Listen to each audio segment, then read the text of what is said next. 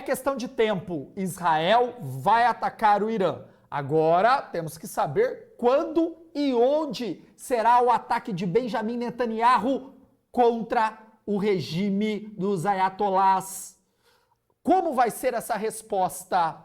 Será que essa resposta seguirá a cartilha dos Estados Unidos? Ou Benjamin Netanyahu passará por cima? Porque os israelenses enxergam esse momento como uma janela de oportunidade para mudar a história do Oriente Médio.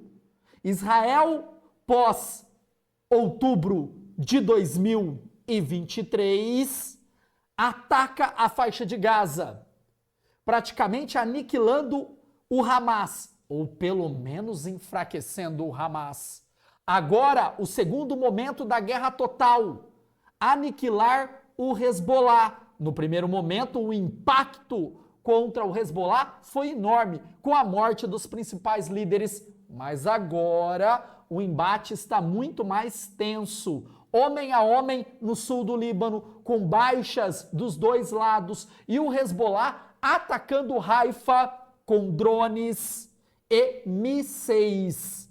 Isso mesmo, o Hezbollah deixou de enviar somente foguetes para o território israelense, agora nós temos mísseis e causaram mortes de cidadãos israelenses. Mas é óbvio que a resposta israelense é voraz, destruindo a capital Beirute, com aquela narrativa: estamos caçando os líderes do Hezbollah e vocês, libaneses, são responsáveis, porque agora vocês podem varrer esses líderes do seu território, acabar com o Hezbollah do seu território. Israel jogou a bola para o governo libanês para ele tomar uma atitude frente aos mandos e desmandos que o Hezbollah também realiza na política e na sociedade libanesa.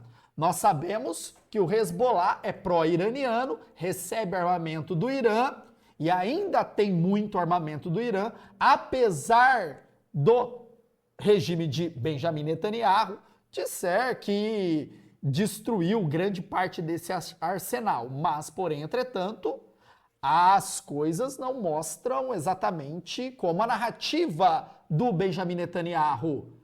O Hezbollah ainda tem mísseis. Agora, a gente tem que saber qual será essa resposta do Estado de Israel contra o Irã. Quais são as localidades que Israel pode atacar em território iraniano? E é isso que a gente vai falar com vocês. Mas antes, desce o dedão no like, se inscreva, é um canal de educação, precisa muito do seu apoio. Vamos lá, se inscreveu? Deixa o like, compartilha lá no grupo se você gosta das minhas aulas, das minhas análises de geopolítica. Tá, quais são os pontos que eu mapeei dentro do território iraniano que Israel pode atacar? O primeiro ponto são as instalações nucleares que são espalhadas no território iraniano e são construídas em bunkers muito profundos. Então, seria necessário o envio de muitos mísseis para conseguir destruir essas instalações. Fora que Israel não sabe exatamente onde estão todas e somente algumas. E isso poderia desestabilizar o regime dos ayatolás? Não tanto, porque a técnica de enriquecimento do urânio eles já detêm. Agora a questão é, será que eles conseguiram enriquecer esse urânio a 23%? Que aí eles conseguem produzir uma arma nuclear? Então, destruiu? Tudo bem, eu tenho a técnica, eu tenho os equipamentos, eu construo isso de novo assim. Então o impacto não seria enorme. Os Estados Unidos já falou, isso não, isso pode causar problema, vazamentos radioativos, nós não sabemos até que ponto o Irã está no enriquecimento do urânio, então isso pode causar um problema gigantesco e nós sabemos que os Estados Unidos, eleições dos Estados Unidos, e isso pode prejudicar aí a reeleição dos democratas. O segundo ponto seriam os portos e também as instalações de petróleo. Isso impactaria demais a economia iraniana. A população ficaria revoltada porque teria problemas econômicos e poderia sair às ruas pressionando o regime dos ayatolás. E, com uma pressão popular, pode ser que rompa esse laço religioso do Estado iraniano. E aí entraria em colapso, entraria um governo pró-Estados Unidos, pró-Israel, estaria tudo tranquilo. Mas, porém, entretanto, se você ataca o Irã, dessa forma, impactaria a economia global. Primeiro, o Irã é um produtor considerável de petróleo. Isso forçaria outros países a produzir mais. Por exemplo, a Arábia Saudita. E até que ponto a Arábia Saudita estaria aí, interessada em aumentar a sua produção? Pode ser que a Arábia Saudita fale, não vou aumentar. E aí o que acontece com o preço do petróleo? Bate lá em cima. E a economia estadunidense é regulada no petróleo. É o que mais produz, mas ao mesmo tempo é o que mais consome petróleo no mundo. Então, cara, isso impactaria a economia global. Joe Biden falou, nananina não. Fora que o Irã poderia fechar ali o Estreito de Hormuz, que está na mão dos iranianos, fechar a saída do Golfo Pérsico. Aí a chapa esquentava de vez para os Estados Unidos. Então, falou, esse negócio aí de atacar petróleo, atacar porto, não é legal, não. O terceiro, aí começaria a complicar a vida do Irã e poderia resultar numa resposta maciça do Irã contra o Estado de Israel, uma chuva de mísseis, mais de 1.000 mísseis que o Irã já falou que vai lançar no Estado israelense se houver um ataque. É a morte das lideranças religiosas e políticas do Irã. Então Israel poderia tentar, aniquilar, matar o Ayatollah Khamenei, o líder supremo do Irã. Mas como seria a resposta do Irã frente a um ataque desse?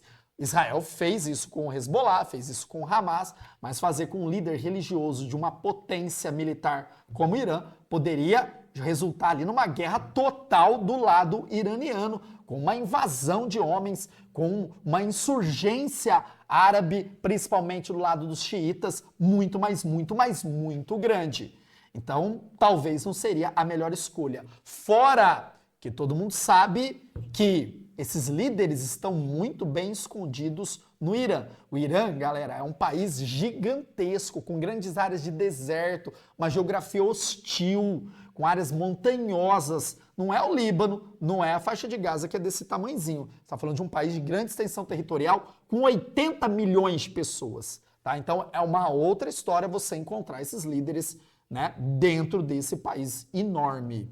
O quarto lugar seria as bases de mísseis do Irã. O Irã tem mais mísseis balísticos, mísseis de longo alcance, mísseis de cruzeiro, do que próprio Israel. É um país aí que é líder na produção de mísseis. Cara, vende ou empresta ou entrega mísseis para Vladimir Putin, para a Coreia do Norte. É um grande produtor de mísseis, tem mais de 3.000 mísseis.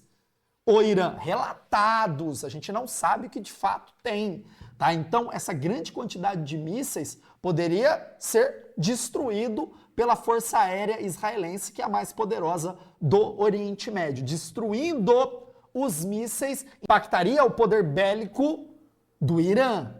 Essa é a melhor saída sobre o olhar dos Estados Unidos. Destrui os mísseis ali, tal.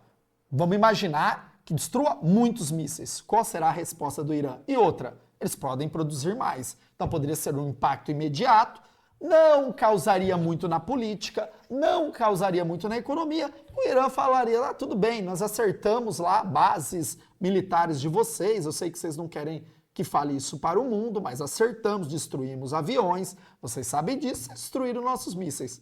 Cara, valeu, tamo kit. Tá? Vamos dar uma parada, que o Irã também não quer entrar num conflito absurdo contra Israel e contra os Estados Unidos. O problema é os Estados Unidos, se fosse só Israel, Ah, Jean, mas e os Estados Unidos em tudo isso? Como Joe Biden está relatando, negociando com o Benjamin Netanyahu? Primeiro, os encontros nunca chegam ali num denominador comum.